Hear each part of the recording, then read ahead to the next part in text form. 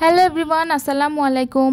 আমরা যারা ঘর সাজাতে পছন্দ করি তারা কিন্তু বিভিন্ন রকম ইনডোর প্ল্যান্ট ঘরে ঝুলিয়ে রাখি। আর গাছগুলো রাখার জন্য আমরা ব্যবহার করি বিভিন্ন রকম কাচের বোতল এবং জার। আর এই বোতল বা জার ঝুলানোর জন্য কিন্তু বিভিন্ন রকম নিয়ম রয়েছে। এর মধ্যে 4টি নিয়ম আমি আজকের এই ভিডিওটিতে দেখিয়ে দিব। আর সবগুলোই হবে অনেক বেশি সহজ। এর মধ্যে প্রথমটা তো দেখতেই পাচ্ছেন, এটা সবচাইতে বেশি সহজ। মুখে বলে ঠিক বোঝাতে পারবো না, সেজন্য ভিডিওটা দেখেই ভালো মতো বুঝে নিতে হবে। এটা শুধু ইনডোর প্ল্যান্ট ঝুলানোর জন্যই না, যে কোনো বোতল কোথাও নিয়ে যাওয়ার জন্য, ক্যারি করার জন্য এইভাবে আপনারা একটা দড়ি বেঁধে নিতে পারবেন। অথবা অনেক সময় দেখা যায় যে আমরা বাইরে গিয়ে কোনো কিছু কিনে থাকি, তখন সেই বোতলটা ক্যারি করার জন্য কোনো ব্যাগ থাকে না, তখন কিন্তু দড়ি দিয়ে এভাবে বেঁধে বাসায় নিয়ে আসতে পারবেন। দ্বিতীয় নম্বরে যেটা দেখাচ্ছি সেটা হচ্ছে একটা জার ঝুলানোর টেকনিক। এভাবে কিন্তু আপনি বোতলও ঝুলাতে পারবেন।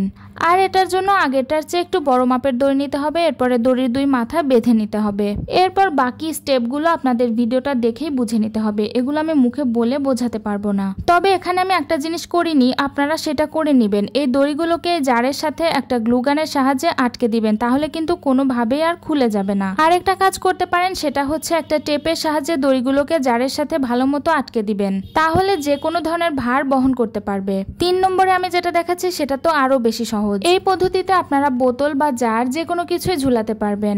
এইটার জন্য শুধুমাত্র 2-3টা গিট দিতে হবে। এরপরে গিটটা আলগা করে তারপরে বোতলের মধ্যে দিয়ে দিতে হবে, ব্যাস। এটা ভালো মতো সিকিউর করার জন্য বোতলটা যখন দড়ির উপর বসাবেন সেখানে কোনো আঠা দিয়ে দিবেন অথবা টেপ লাগিয়ে দিবেন। আমরা কিন্তু বেশিরভাগ সময় যে কাজটা করি সেটা হচ্ছে খুব সহজেই কাজ হয়ে যাবে এবং দেখতেও সুন্দর লাগবে, এমন কোনো পদ্ধতি খুঁজে থাকি। আর আমার ভিডিওর 4টি সিস্টেমই কিন্তু তাই, খুব সহজেই হয়ে যায় এবং দেখতেও বেশ সুন্দর লাগে। এগুলো করে শুধুমাত্র যে ইনডোর প্ল্যান্ট রাখতে পারবেন এমনটা কিন্তু না, এগুলো পেইন্ট করে অনেকেই ঘরে ঝুলায়, সেক্ষেত্রে এগুলো ব্যবহার করতে পারবেন। এরপর দেখাচ্ছি 4 নম্বরটা, যেটা কিনা অনেক বেশি মনোযোগ দিয়ে দেখতে হবে, না হলে কিন্তু একদম বুঝতে পারবেন না। আর যদি একবার বুঝে যান তাহলে কিন্তু খুব ইজিলি করে ফেলতে পারবেন। প্রথম দেখায় এটাকে একটু কঠিন বলে মনে হতে পারে, কিন্তু আপনি যদি এটা পেরে যান তাহলে দেখবেন যে এটাই সবচেয়ে সহজ। ভিডিওর এই পর্যায়ে একটা জরুরি কথা বলে নেই, আপনারা যারা এখনো আমার চ্যানেলটাকে সাবস্ক্রাইব করেননি তারা অবশ্যই সাবস্ক্রাইব করে দিবেন। নতুন নতুন ক্রাফটিং ভিডিও যারা দেখতে চান তারা কিন্তু আমার কমেন্ট বক্সে এসে জানাতে পারেন যে কোন টাইপের ভিডিওগুলো আপনাদের বেশি ভালো লাগে এবং আমি পরবর্তীতে কোন ভিডিও বানালে আপনারা পছন্দ করবেন।